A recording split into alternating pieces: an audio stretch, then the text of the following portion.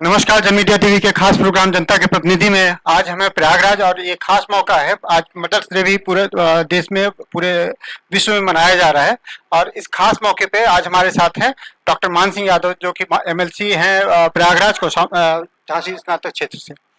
आपका बहुत बहुत हार्दिक स्वागत हम करते हैं। Thank you. Sir, mother's day की बात होती है, महिलाओं के लिए बहुत सारी नीतियों की बात होती है। वर्तमान सरकार भी कहती है कि केंद्र में मोदी सरकार और यहाँ पे योगी सरकार महिलाओं के लिए बहुत सारी योजनाएं लेकर के आती है और बोलते हैं कि महिलाओं का विश्वास हमने जीता है। तो इसको आप कैसे देखते हैं और कैसे आप एक तरह का कंपैरिजन करेंगे जो आपकी सरकार थी और जो वर्तमान सरकार है, इसमें महिलाओं की नीतियों में आप कैसे बदलाव देखते हैं? देखिए, सबसे पहली बात तो जो आपने कहा कि आज मदर्स डे है, तो मैं समझता हूँ कि माँ ही ये दुनिया की एक इकलौती अनूठी कृति है जो अपने बच्चे के लिए अपनी जान दे सकती है। शायद इस सृष्टि में और कोई दूसरा नहीं है। तो माँ का स्थान या माँ के बारे में अगर मैं आपके यहाँ चर्चा करूँगा तो मुझे लगता है ये पूरा दिन भी कम पड़ जाएगा। लेकिन जो दूसरा क्वेश्चन आपका है कि मदर्स डे पे या महिलाओं पे आपकी सरकार और वर्तमान सरकार में जो तुलना का प्रश्न आपने किया, देखिए, एक होता है कहना कि हम ये करेंगे, ये कहेंगे, लेकिन जब हमारी सरकार थी समाजवादी पार्टी की, तो मैंने देखा कि सर्वप्रथम महिलाओं के सुरक्षा के लिए 10-90 लाया गया।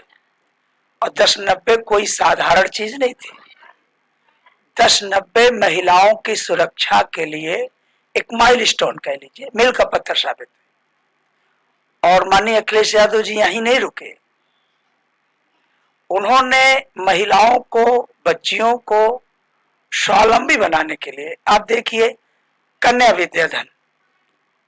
विद्याधन की शुरुआत समाजवादी पार्टी की सरकार ने किया।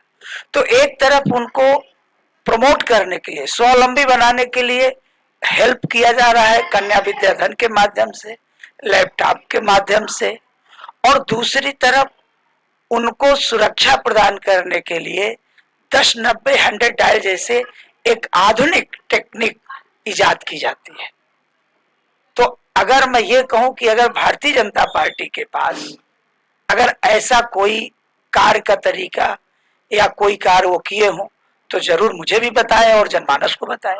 लेकिन खाली गाल बजा देना कि हम महिलाओं के लिए कर रहे हैं, कर देंगे, ये तो मुझे लगता है कहीं भी जनहित में सही नहीं है।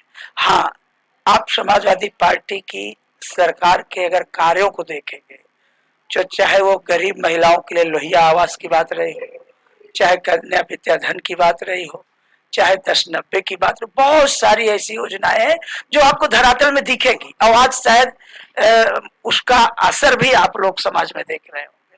तो नो डाउट मैं महिलाओं को लेकर के समाजवादी पार्टी भारतीय जनता पार्टी से कहीं बहुत आगे है काम कर। ऐसा चुनाव में कहा जा रहा है कि जो इस बार के चुनाव हुए उसमें महिलाओं का रुझान जो देखा गया वो भाजपा की तरफ ज्यादा देखा गया, समाजवादी पार्टी। तो उसके पीछे का क्या कारण मानते हैं? देखिए, मेरा तर्क शायद कुछ आपको अटपटा लगे।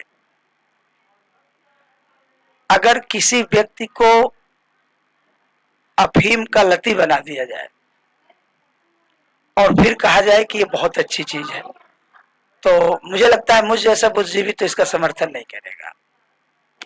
आप महिलाओं को स्वावलंबी बनाने के लिए आप उन्हें शिक्षा की ओर उन्मुख करिए, आप उन्हें रोजगार दीजिए, और एक प्रकार से आप समाज के महिलाओं को गुमराह कर रहे हैं, आप उन्हें स्वावलंबी नहीं बना रहे हैं। हाँ, ये जरूर है कि आप देखिए, समाज में जब भी हम कोई मूल्यांकन या तुलना करते हैं तो आप पाएंगे कि एक व्यक्ति घर में बहुत हार्ड वर्क करता है, मेहनत करके ऊपर पहुंच जाता है। एक व्यक्ति घर का आप देखिए, बच्चा नकारा निकल जाता है। तो भारतीय जनता पार्टी केवल समाज को, जनमानस को बरगलाने के लिए, गुमराह करने के लिए एक मिशन। अब आप बताइए, हमारी सरकार ने कहा कि हम आउटसोर्सिंग संविदा बंद करेंगे, और ये क्या कह रहे हैं कि हम टोटल पूरी जो सार्वजनिक यानी गवर्नमेंट की जितनी संस्थाएं हैं उसको हम प्राइवेट हाथों में दे देंगे। तो आप बताइए कि आपका बच्चा जब 50,000 रुपए पाएगा, जब उसका जीवन स्तर बढ़ेगा, कि आप उसको संविदा पर 5-10 हजार रुपए दे करके आत्महत्या करने के लिए, मैं कह रहा हूँ, प्रयासवाद कर रहे हैं, तब आप समाज का उत्थान कर पाएंगे। तो भारतीय जनता पार्टी केवल पूंजीपतियों की पार्टी है और उसका उद्देश्य केवल पूंजीपतियों का काम करना है। अभी आप देख लीजिए कि पूरे हिंदुस्तान की इकोनॉमी कुछ मुट्ठी भर लोगों के हाथ में सेंट्रलाइज हो गई है। और ये अतिशयोक्ति नहीं होगा कि गुजरात के चंद उद्योगपति, चाहे वो अडानी हो, चाहे अंबानी हो, चाहे मेहुल चौकसी हो, आप पूरे सब लोगों का, आप चूंकि मीडिया से जुड़े हुए व्यक्ति हैं तो मुझसे बेहतर आप जान रहे हैं। आप बताइए कि अडानी की संपत्ति विश्व के 5 लोगों में उनका स्थान हो जाता है, तो क्या कोई वो जादूगर है? ऐसा नहीं है। ये कहीं ना कहीं भारतीय जनता पार्टी सार्वजनिक संस्थानों का दुरुपयोग कर रही है। वो आपके आम गरीबों का हिस्सा पेट काट करके पूरे जनमानस के साथ धोखा दे करके मुट्ठी भर पूंजीपतियों के हाथ में सबको देना चाहती है। वो चाहे एयरपोर्ट हो, चाहे रेलवे हो, चाहे शिक्षा हो, चाहे जो भी हो। तो मैं समझता हूं ये कहीं से भी लोकतंत्र के लिए हितकर नहीं। इतने सारे मुद्दे हैं, महंगाई आसमान छूती जा रही है, बेरोजगारी का मुद्दा आपने बताया, संविदा की बात बताई। इतने सारे मुद्दों के होने के बावजूद विपक्ष कोई मजबूत आंदोलन या सरकार के ऊपर दबाव क्यों नहीं बना पा रही है? देखिए, अगर मैं कहूं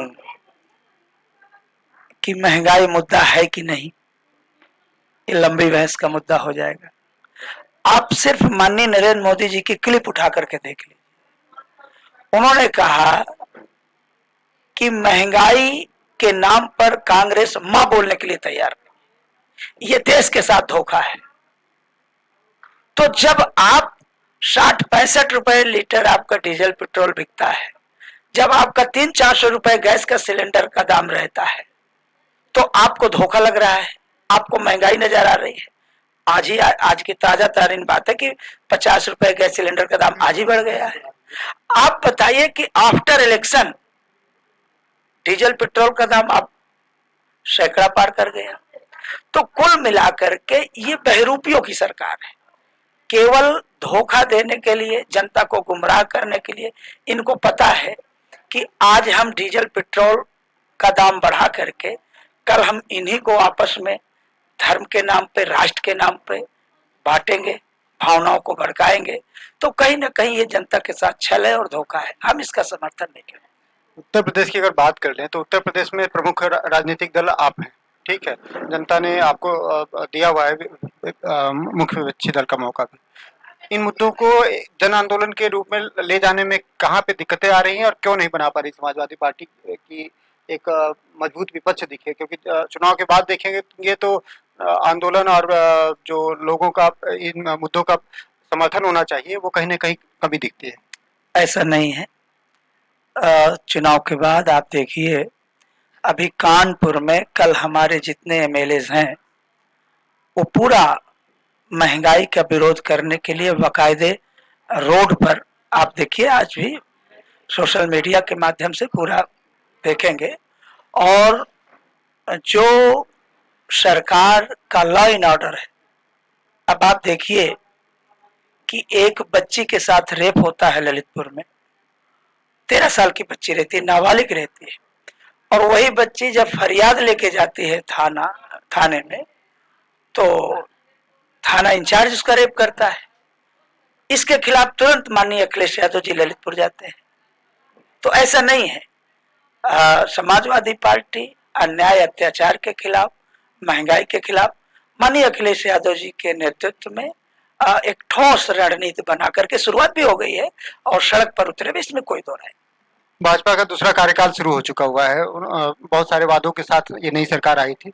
उन्होंने 100 दिन का कार्यक्रम भी रखा है। उन 100 दिन के कार्यक्रम को आप कैसे देखते हैं, और समाजवादी पार्टी का क्या जो ये 5 साल रहेंगे विपक्ष में, उसकी क्या कार्य योजना रहेगी? देखिए, ये पहले अपना केवल संकल्प पत्र उठाकर देख लें जो पिछली सरकार का है। ये 10 अंश भी संकल्प पत्र पूरा नहीं कर पाए, 10 अंश भी नहीं कर पाए। और समाजवादी पार्टी का आप घोषणा पत्र पिछली सरकार का उठा के देख लीजिए। घोषणा पत्र के अलग जो कार्य हुए हैं, चाहे वो पूरे प्रदेश के जिलों को 4 लेन से जोड़ने का मुद्दा रहा हो, चाहे चक गजरिया लखनऊ में विश्व स्तरीय कैंसर हॉस्पिटल बनाने का मुद्दा रहा हो, चाहे 100 डायल रहा हो, चाहे 108 एम्बुलेंस रही हो। अब बहुत सारे ऐसे कार्य हैं जो घोषणा पत्र के इतर किए गए हैं। तो कार्य के मामले में ये समाजवादी पार्टी को और माननीय अखिलेश यादव जी को कहीं नहीं पाएंगे। इनका काम है केवल धर्म की आड़ में राजनीति करना, और धर्म को भी ये बदनाम कर रहे हैं। आप देखिए, मैं ये नहीं कहूंगा, जो राम राज है वो शराफत का नाम था, शराफत का नाम था, शरारत का नहीं है। इन्होंने राम राज्य का चोला ओढ़ करके उसको शरारत का अड्डा बना दिया है, शराफत का नहीं। धर्म हमें कभी बांटने की शिक्षा नहीं देता है, धर्म कभी हमें भेदभाव नहीं सिखाता है, और इनके जेहन में केवल बांटना, केवल तुष्टिकरण, केवल भेदभाव है। आप देख लीजिए हर जगह। मथुरा काशी का मुद्दा भी फिर से आ गया। अभी काशी में बहुत सारे चीजें चल रही है। अदालत ने सर्वे का आदेश दिया था जिसको कि रोक भी ली गई है। इस पे समाजवादी पार्टी कैसे देखती है? देखिए, समाजवादी पार्टी की जो ये नीतियां हैं वो माननीय अखिलेश यादव जी उसका कार्यान्वयन कराते हैं। लेकिन मैं इतना जरूर कहूंगा कि समाजवादी पार्टी का संविधान पर और कानून पर भरोसा है। अगर कहीं अनजस्टिस है तो उसके लिए हमारे यहाँ अदालतें हैं, न्यायालय है। और रही बात कानून व्यवस्था की, डिक्टेटरशिप की, तो आप देखिए विश्व के जितने भी आंदोलन हुए हैं वो स्वतंत्रता और लोकतंत्र को लेकर हुए हैं, तानाशाह के खिलाफ हुए हैं। और भारतीय जनता पार्टी इस देश के लोकतंत्र को खत्म करके, संविधान को खत्म करके पूंजीवाद और तानाशाह की तरफ ले जा रही है। तो समाजवादी पार्टी इसका कहीं ना कहीं पुरजोर विरोध करती है। आप सुन रहे थे डॉक्टर मान सिंह यादव जी को, जो कि प्रयागराज झांसी स्नातक सीट से एमएलसी हैं। बिंदुवार तरीके से इन्होंने समाजवादी पार्टी और भारतीय जनता पार्टी के कार्यों का लेखा दिया है, जो कि बहुत ही लोगों के लिए माइलस्टोन होना चाहिए, ताकि वो दोनों के कार्य योजनाओं को देख सके। इन्होंने स्पष्ट रूप से हर बिंदु पे इन्होंने अपना मत रखा है, स्पष्ट तरीके से रखा है। हम बहुत बहुत धन्यवाद देते हैं डॉक्टर मान सिंह यादव जी को, जिन्होंने अपना अमूल्य समय जन मीडिया टीवी को दिया है। मदर्स डे पे सभी मातृशक्ति को नमन करते हुए प्रकाश मिश्रा, जन मीडिया टीवी से, अपने वरिष्ठ संवाददाता SB सिंह जी के साथ। धन्यवाद।